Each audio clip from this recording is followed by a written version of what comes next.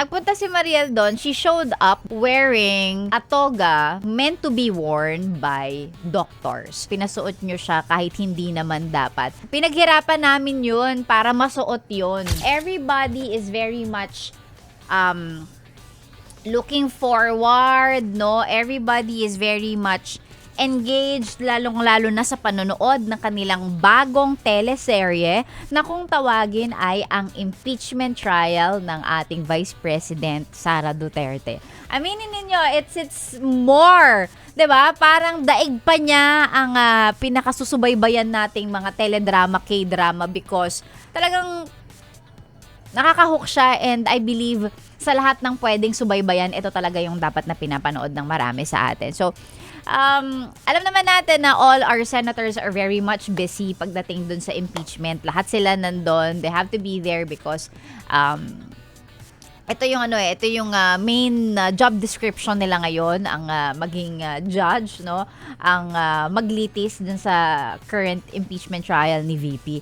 And naiintindihan ko kung bakit si Senator Robin Padilla ay hindi na makapunta or hindi makapag-accommodate ng ibang mga speaking engagements dahil busy siya sa impeachment. Being having that schedule dahil busy siya sa impeachment, ang nangyari ay sa isang graduation ceremony ang nag-attend, no, to represent Senator Padilla ay ang kanyang may bahay, ang kanyang better half na si Mariel Rodriguez. Isang artista, kilala naman natin siya. Wala namang dapat issue. Wala talaga dapat. Okay? Kasi andun lang siya to represent her husband. Nagkaroon lang ng issue because nagpunta si Mariel doon. She showed up doon sa commencement exercises na yan, sa graduation na yan, wearing a toga, a regalia meant to be worn by doctors. Doctors meaning ito yung mga may PhD. Okay? So, syempre, yung mga tao nagtaka na para bang, teka lang te, bakit ka nakaganyan? Some netizens or ibang mga tao, iniisip nila na, okay, sumulpot ka sa isang event, ganyan ang suot mo, na para bang, ano to, outfit of the day mo ba ito, ate? Ganyan. Na para bang ito ay isang outfit, isang costume, na naniniwala kasi yung mga tao, yung mga netizen, na parang ang dapat nagsusuot lang nito ay yung mga dapat magsuot dahil nakapag doctorate degree sila or nakatapos sila ng doctorate degree nila. Na-mention doon na alam naman ng marami na si Mariel ay ang course niya ay undergraduate lang. Bachelor of Arts, ganyan-ganyan. So, yung usual, di ba? Yung usual. Hindi naman natin sinasabi na hindi naman ini-invalidate yung kung ano man yung natapos niya. Pero, yung usual na 4-year course, katulad natin, yung usual. And yung suot niya ay para dun sa mga at least nakakuha ng doctorate degree nila. Kaya nagagalit. Hindi naman nagagalit or parang naging issue siya na bash ngayon ng mga tao si Mariel. Not just Mariel, but also the school who let her wear the regalia. Na para bang, ano yan? Ginawa nyo lang bang parang costume niya yan? Pinasuot nyo siya kahit hindi naman dapat. In some cases, pinag-uusapan, 'di ba? Pinagdidiskusyonan pa daw ng mga tao kung ano ba yung dapat suotin, kung sino ba ang dapat magsusuot nun. And then here comes Mariel showing up sa isang graduation as a speaker. Suot-suot niya yon. Parang ganon. Kaya parang na-offend yung iba na parang pinaghirapan namin yun para masuot yun. Kasi eto ka, show up ng nakaganyan.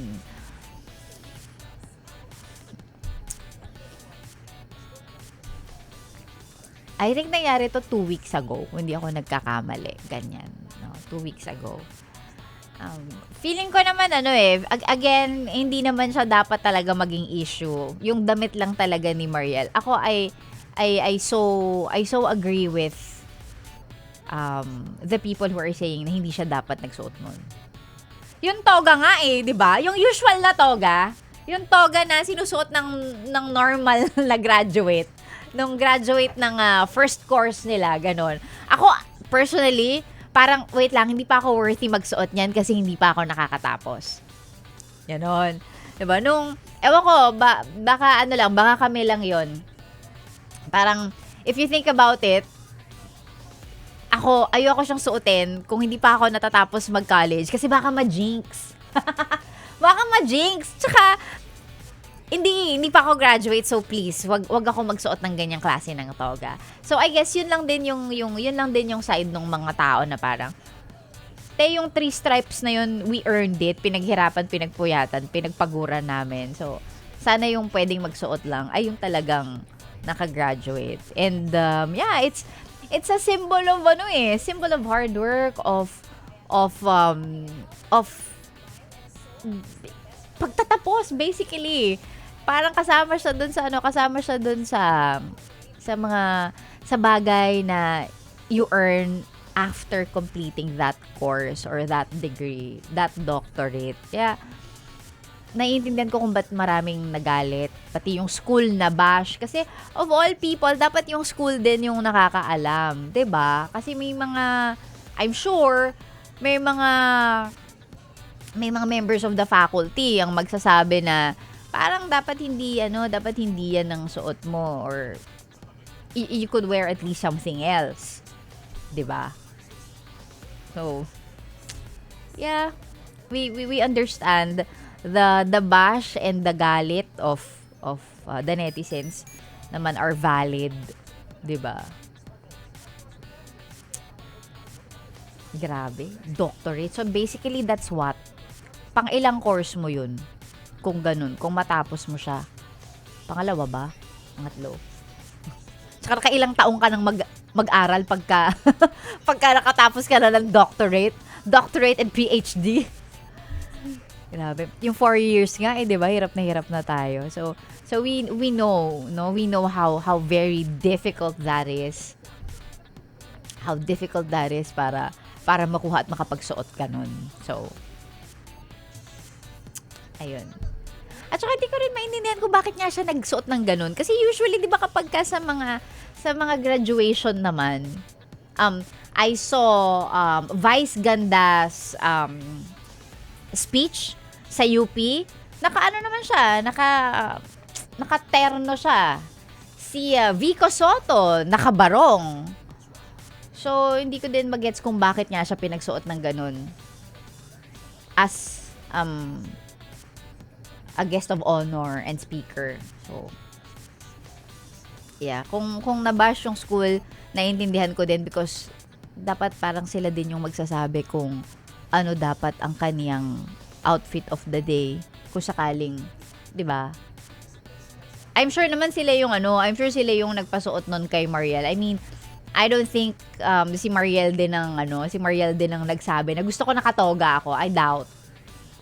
So, I'm sure the organizers of the graduation ceremony is the one who should explain kung sakali mang merong dapat mag-explain para doon. But yeah. So sa lahat ng nag-graduate, kaka-graduate lang, regardless kung pang ilang course nyo na yan, kung yan ba ang inyong undergraduate degree, nag-masters na kayo, PhD, congratulations sa inyo. Ang taas ng respeto ko sa mga taong nagma-masters at nagpi-PhD pa because saan nyo kinukuha yung sipag sa pag-aaral? Saan? Ako, I can say, I had so much fun nung nag-college ako. Sobra.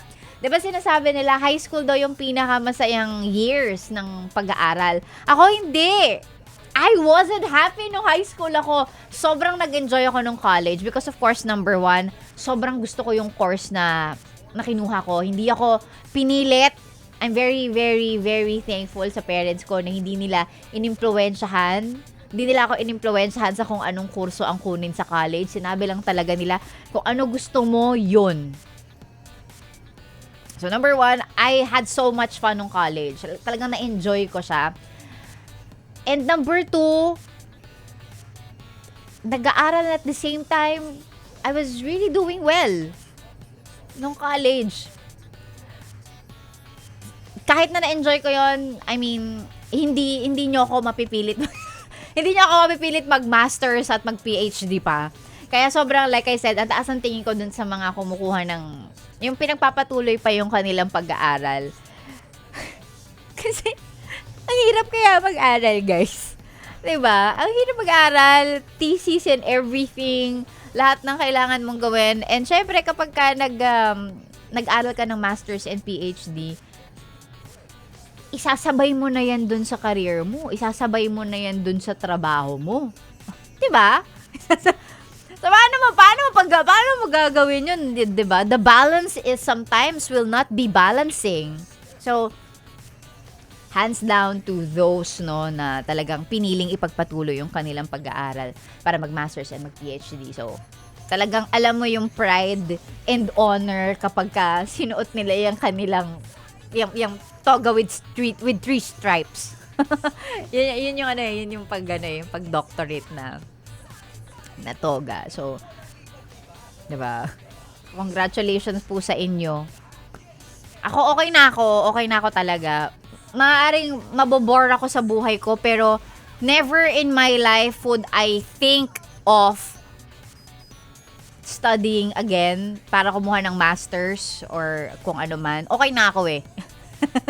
Kahit na-enjoy ko yung college, okay na yun. Okay na yung 4 years sa college. Wag na nating balikan. Okay na ako doon. So, ayan. Sa mga gagraduate, kakagraduate pa lang, regardless kung yung 4-year course niyo, yung masters niyo ba yan, or yung PhD niyo ba yan, congratulations po. Mabuhay kayo. Mabuhay talaga kayo. Ang gagaling ninyo. I mean, ang hirap pag-aral eh. Ang hirap pag-aral. Especially now. Okay? Especially ngayon. I'm sure curriculums now are mas mahirap compare sa kung ano yung dati. Though, madali siya in a way na kasi mas advanced yung technology. Mas madali ka mag-research. Hindi ko naman sinasabing Jurassic Park na nung time na nagka-college ako, no? Pero, dati kasi kapag may kailangan kaming hanapin and the sources on the internet is not credible. Pag thesis, hindi yun tinatanggap, ha? Hindi tinatanggap yung mga online articles. So, you really have to go to the National Library.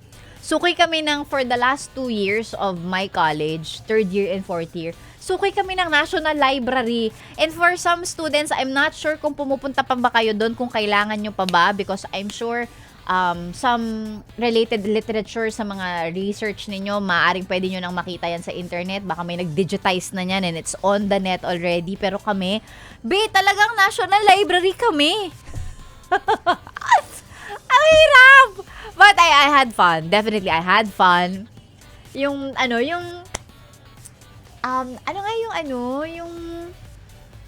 oh my God, ang bobo natin. Yung system para mag-search ng libro sa library, Dewey Decimal System. Tama yun ba yun? Oh my God, ang bobo ko. Pero yun, basta yung system para mahanap yung mga libro, ganyan. Ay, yun talaga. So, yeah, mas mahirap kasi I'm sure mas mahirap yung pinag-aaralan nyo ngayon. Pero at least you have these advancements in technology para medyo mas magaan yung pagre-research. Ganyan. So, but again, congratulations po sa mga nag-graduate, nakaka-graduate pa lang. Ayan. Galingan ninyo, kayo po ang totoong pag-asa ng bayan. Diba?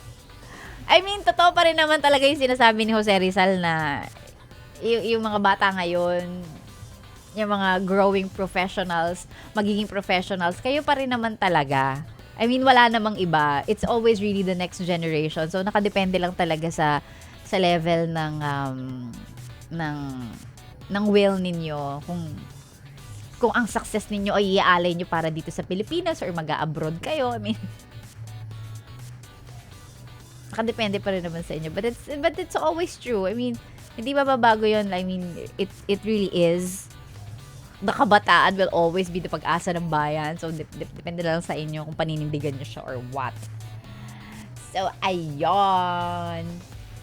Ano pang ginagawa mo dito, ha? Sinasabi ko na nga ba eh. Solid yes friend ka talaga. Dahil nandito ka na rin lang, sige na, mag-like at mag-comment ka na. Mag-subscribe ka na rin at i-click ang notification bell Para mapasali ka sa mga kalokohan namin. Bawal na bawal mag-no dito, ha? Kasi yes to yes!